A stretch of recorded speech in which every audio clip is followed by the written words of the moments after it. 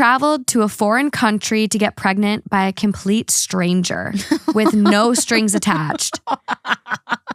Why is this for me? I consider it the best decision I ever made. Honestly, this is something I would do. What? It is. Let's get into it.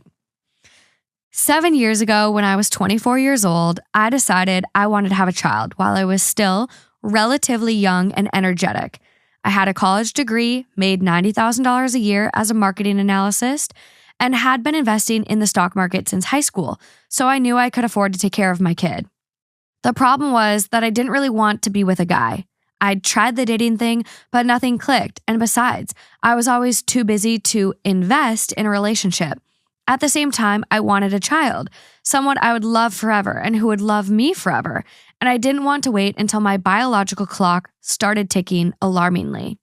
I considered going to a sperm bank. I could afford it, but I've always hated medical environments and thought it would be creepy to have a child with a faceless man. I thought about getting naturally inseminated by a guy I met online, but I didn't want to deal with child custody issues.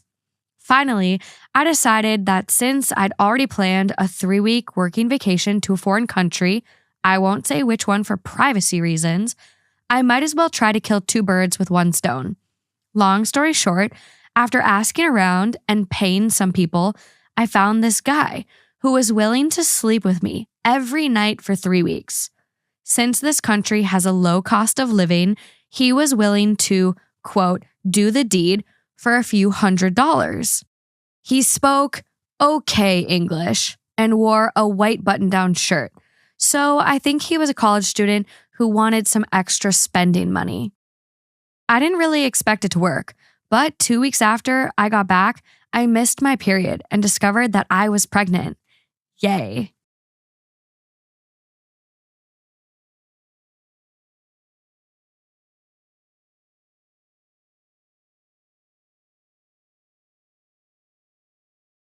My 23 female boyfriend, 22 male, let his friend, 21 female, sleep in bed with us. AKA, my boyfriend let his friend, who's a girl, sleep in bed with us. Thank you. My boyfriend has a friend that is obviously obsessed with him. Oh, okay. That answers it. And when she was too messed up to drive home, she slept in bed with us, even though I have established a boundary that I don't want them sleeping in bed together. Yep, then nope. Absolutely not. They also napped in the same bed while I was in class, and I'm not sure what to do about the situation, even though we've already talked about it. My boyfriend and I are in love with each other, and he claims this was a huge mistake and promised me this would never happen again, but it's still eating away at me, and I'm not sure what to do about the situation. He has a friend, Lily, that has an unhealthy obsession with him. For some context, she crushed on him at a job they both worked at, and when he left for a different job, she followed him there and made it clear she wanted something more with him. My boyfriend and I did take a break last year for some months because we jumped into a relationship we weren't ready for. We are back together and exclusive. During our break, I know they did some sexual things, but he claims they never had full-blown intercourse. Abso-fucking-not! No chance. You are not getting into bed with me and my boyfriend. Bye. The real says he regrets what he did with her, does not have any feelings for her, and truly wants to be with me. She still hates that we're dating. I've tried being nice and friendly to her, but she's intimidated by me and still does not like me. The last time the 3 of us were together, she wasn't able to drive home, so I offered to buy her an Uber, which she refused. After taking some time to herself, she came back in the room where my boyfriend and I were laying in bed. She got into bed with us and ended up sleeping there. Not only that, but when Which I went side to was she on? his for sure. No. Not only that, No. but when I went to class the next day and came back, they were taking a nap in bed together. I was pissed. I know she slept in bed with him on our break, so I made it a clear boundary. I did not want that to happen, no matter how much he claims it's just friendly. If she gets too messed up to go home, I said one of them needs to sleep on the couch and the other can sleep on the bed. After she left, I confronted him and asked why in the hell he let that happen. He said he just gave up on trying with her. And I said, I don't care. He knows the boundary and that it can never, all caps, happen again. I do believe he's telling the truth and that he really regrets that happened, but I need to hear some other advice. What should I ask him when I bring this up again? Am I the asshole for telling my 28 fiance, 29, that I could not rely on her in a life or death situation? I have what I think is a very good sense of situational awareness. I'm a quick thinker and I tend to not panic in dangerous situations. My fiance, on the other hand, is the exact opposite. If I'm being nice, I would say she doesn't have any awareness of danger. If I'm being honest, I would say that she has the survival instinct of a panda raised in captivity. She had no sense of danger around her, doesn't constantly examine her surroundings for things that could be dangerous, and when things are bad, her reaction is to panic and scream. I literally have a friend that this is that friend. Wait, I want to know which friend. Sarah. Oh, yeah. We'll get into it. Friday, we went out on a friend of mine's boat and we got into a dangerous situation. We were anticipating light rain, but we ended up with a downpour, high winds, and high waves.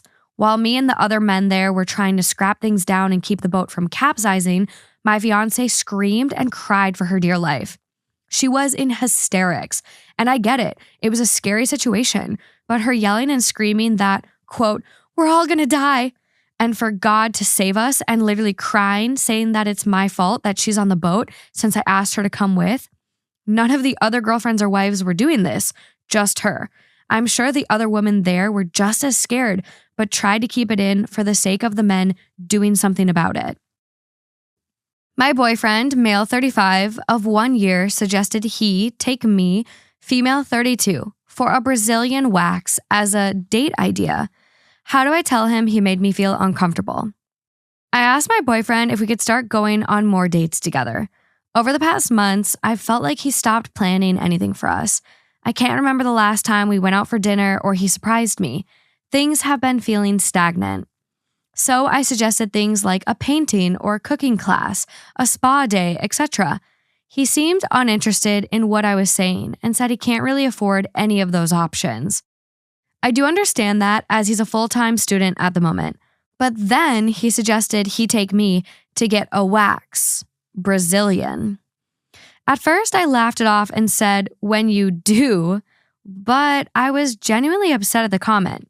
He later told me he was just joking. For context, I do trim a couple of times a week. Now he's been annoyed and standoffish since I brought the date ideas up. He said he doesn't like being told what to do, that things should happen organically, and he feels he's not enough. I've tried to explain that this is my love language and the dates don't have to be expensive. He responded that he took me for burgers 3 months ago, and that was him making an effort. I feel uncomfortable that he commented 3 months ago?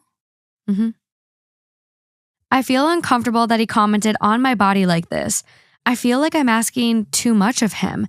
How do I get him to understand that I value and need quality time in a relationship?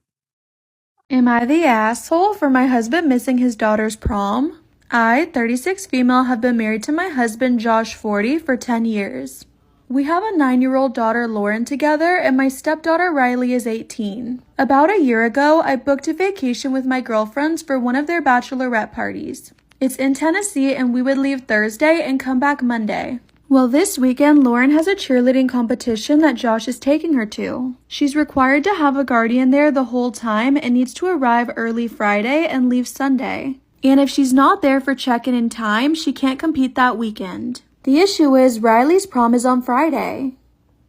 Am I the asshole for my husband missing his daughter's prom? Riley did not have a junior prom and her school only has a senior prom. We found out the date of prom after school had started and the trip had already been booked and paid for. My husband is now going to miss Riley's prom to take Lauren to her competition. Riley finds this extremely unfair and thinks we're playing favorites and she'll never get this chance again, and she wants pictures with her dad and sister. But Lauren doesn't want to miss her competition and risk her spot on the team. So my husband asked if I canceled my trip and I told him no. It's been booked, paid for, and I need a break. He takes breaks and trips as well. Am I wrong? Storytime about when I messed up by saving a child on Michigan Avenue. To understand this story, you have to know a little bit about me. I grew up on a farm on the border of Kentucky and Illinois. My father was a farmer and a preacher who instilled in me a powerful belief that I should never shy away from helping someone, even at the risk of my own life or injury. I'm also 6'3", 300 pounds and move quite well for a man my size. I had just taken a job working on Michigan Avenue in Chicago, and it was one of my first times walking up the Mag Mile from the metro station. I had not been in the city long and was still a bit awed by the number of people and the wonder of the skyline. As I approached a busy intersection, I took my eyes off the tops of the buildings and started scanning the street to see if I could cross. For those of you who have been a pedestrian commuter in Michigan Avenue, you understand just how important it is to be vigilant, even at a light protected crosswalk. As I waited, I saw a child who looked about the size of a second grader with a backpack standing precariously close to the street about 20 feet north of the crossing. Something in the back of my head was screaming, "This child's going to step out into the street!" As I watched in horror, the nagging voice proved to be right as the kid jumped off the curb and started running across 6 lanes of traffic. Instinct kicked in and I took off in pursuit, closing the distance between us in a matter of steps and swapping the child up into my arms before sprinting back to the curb. I spoke softly to the child, tucked under my arm like a sack of feet as I returned us to safety. "Hold on, buddy, I got you." To which a man's voice replied, "What the fuck are you doing, asshole?" Shocked, I dropped him down on the sidewalk and turned him around, only to be greeted by a man with a bushy salt and pepper goatee. It turns out I had carried a person with dwarfism back to the sidewalk as they tried to jaywalk across Michigan Avenue.